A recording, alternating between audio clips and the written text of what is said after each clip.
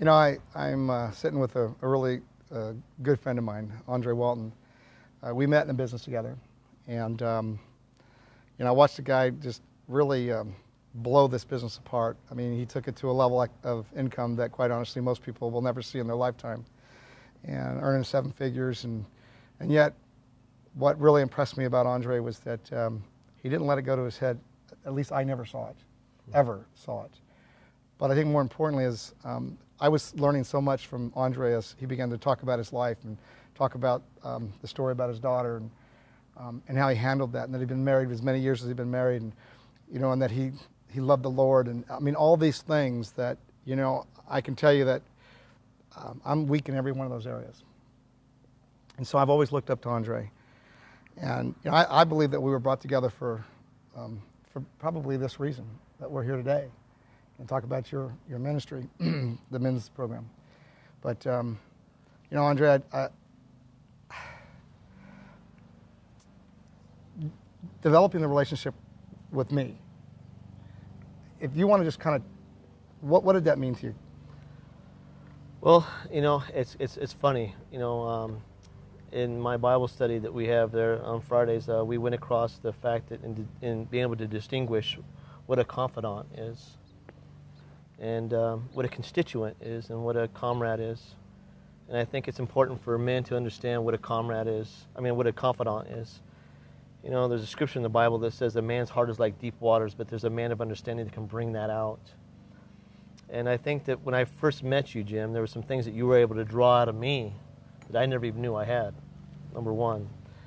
Number two, I think that we established a relationship to where I can truly call you a confidant, even though we kind of went our own separate business directions. We remain friends. And as you know, I still do stuff, still talk to your son, Justin. We call him Bustin' for short. I know. And Brittany, too. I mean, you got a wonderful young lady there, your daughter there, and then your wife, Denise. I mean, just an incredible, awesome family. That I love them, too, So it's just not you, it's your family I love, too, And so, but I think that for me personally, Jim, as I look back in our relationship, I'll never forget one particular time, and we talked about this earlier, but I was going up, and I had reached a certain rank, and I was getting a car from the company who I was with and everything, and you did a whole documentary on me, and you said, Andre, you speak from your heart. When you go up there, don't worry about the business part of it, just speak from your heart and tell these people, share with them what's really on your heart. And so when I was able to do that, Jim, you brought something out on me. I was able to tap into something and go, this is it. It's funny. Here I am. I've reached my height as far as business goes, but then I tapped into what my real true passion was. And as I began to share that night, man, and I could hardly get through half of my story without starting to weep. And I thought, man, this is it. This is what I want to do. I want to be able to speak into people's lives. As I spoke to the crowd there that night, I looked out into the crowd, and as I seen people start to weep, as I started to share what I had went through in my marriage, as I started to share of what I went through as a young man, being in a foster home, as I started to share my life experiences and what I had been through, what I've had to overcome in life, I started seeing people, hey, that's him too? And so it was a relate and identify night, and it was a awakening of passion, I guess you could say, that just opened up my heart that night, man. So you've been a professional skateboarder. You spent 8 years on a circuit where you were blessing people's lives, evangelizing, using the skateboard ministry. Yeah. You've raised some great kids, and you have a daughter that has gone through some really troubled times. And I want to ask this question, and I want you to answer it honestly. When you found out that your daughter was living on the streets, doing drugs, how did that make you feel as a father? Whew. Jim, first of all, I didn't know what to do. I had just bought her a car. We were renting her an apartment, was paying for everything, and I was enabling her. And when I, kind of came with the grips that I was enabling her at that particular time, the hardest thing in the world for me as a father was to be able to pull back, take those things away from her. and explained to her that we were not going to have a relationship with her as long as she did drugs. That was the hardest thing I ever went through. And literally, as far as business-wise in my life at that particular time, you know, I was doing the best. This home here that I live in, it's my first home, and actually in 21 years of being married, this was our first purchase. We've had the house now for almost 8 years. And so you said you lived in 19 homes in 20 years. 19 homes in 20 years. And now you've lived in this home that you purchased. Almost 8 years now. And, you know, I carried my wife through the threshold here, and as the foundation was being built, we said, thank you, Jesus, on the foundation and stuff, you know. And this is a special home for us. And even though financially, you know, when we bought the home, we could have bought, you know, a couple years later, being successful in the ministry or successful in the business and everything, we could have bought something else. This house has a lot of meaning to me, and it's a very, very special home. But going back to my daughter, what would happen is we moved into this home. I was making a lot of money business-wise. I was doing very, very well.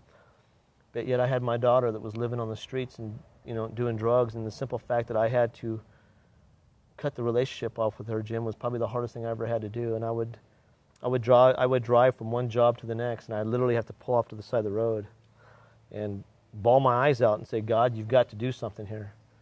And as a father, you never know what that feels like until you've been through it.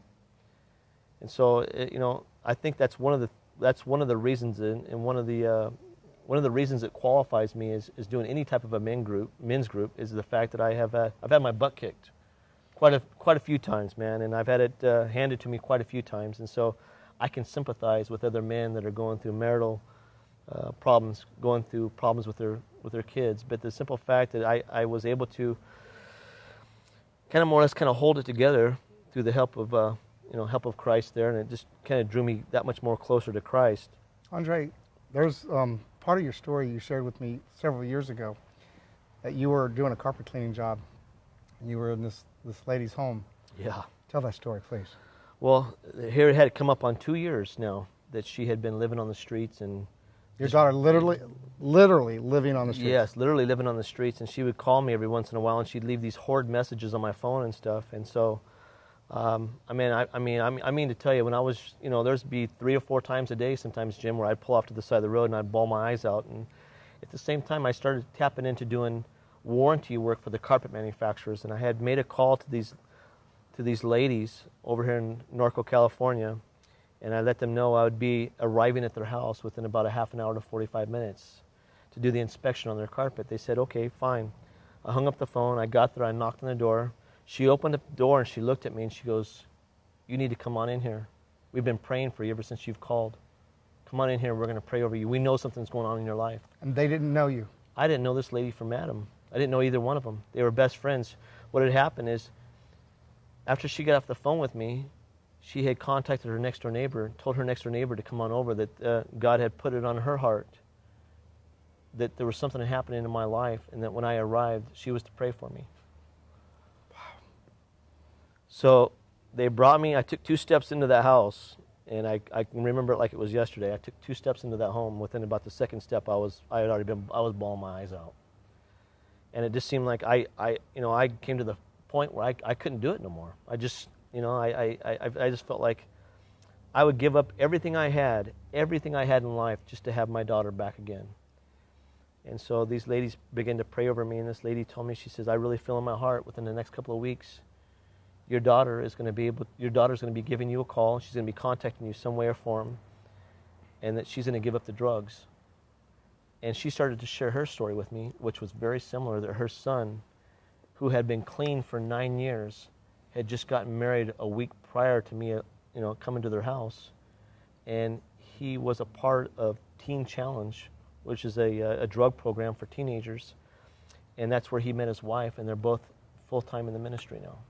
That's an amazing story. I mean, I can't wait for people to really hear your whole story, from when you were a youth to all the way through to today, because you really have a lot to share. But the thing that you said that was the most important thing, and that is that the relatability, that you're not leading from a position of hey, I'm better than anybody else, but I've walked in your shoes. And something else that I know is true about you, and that is that you love the Lord. Yes. And when you see that, every time I see the sign called Footprints. Yes. I think of you. Oh man, and it's pretty heavy. I know. you are an amazing individual. Thank you, Jim. And I just want you to know that, that your story, your passion, your drive, your determination, and your leadership is going to change a lot of men to be better. And I just want to thank you for being willing to be a part of this. Thank you, thank you. Well, I have to say something about this. The simple fact that, you know, Jim, at the age of 16, meeting my wife, when it seemed like everything else had failed me in my life, relationships with my mom and my dad and stepdad and everybody that was involved in my life at that time, and being involved in a car accident where I, you know, went through a windshield, went through a front door of a house and put my face into a wall. And I was just fed up with life. And right when I thought that it couldn't get much worse, things got better. And I met my wife. I moved in with a foster family. I met my wife at 16 years of age. And it was the first time in my life where I met somebody who believed in me, who spoke into me, who was able to reach down and deep down inside there and pull out things that I never knew I had. And we've been together for 33 years, and she still pulls those things out, man. Well, you know, we all need someone to believe in us. And I think through the men's program that or you and your program is going to help men get back in the home and help their significant others to learn how to believe in them, because they're going to do it first. Yeah. And they're going to give them a reason to believe in them. And at the same time, by attending these men's breakfasts, or whether they become lunches or evenings, it doesn't really matter what time of day it is, that they're going to have men in their lives that will help them and believe in them even before they might have their spouse, if their spouse doesn't already. Yeah. So, you know, there's so much to this thing. Anyways, we got to call it a day. Thank you so much. I'm blessed. Thank you very much, Jim.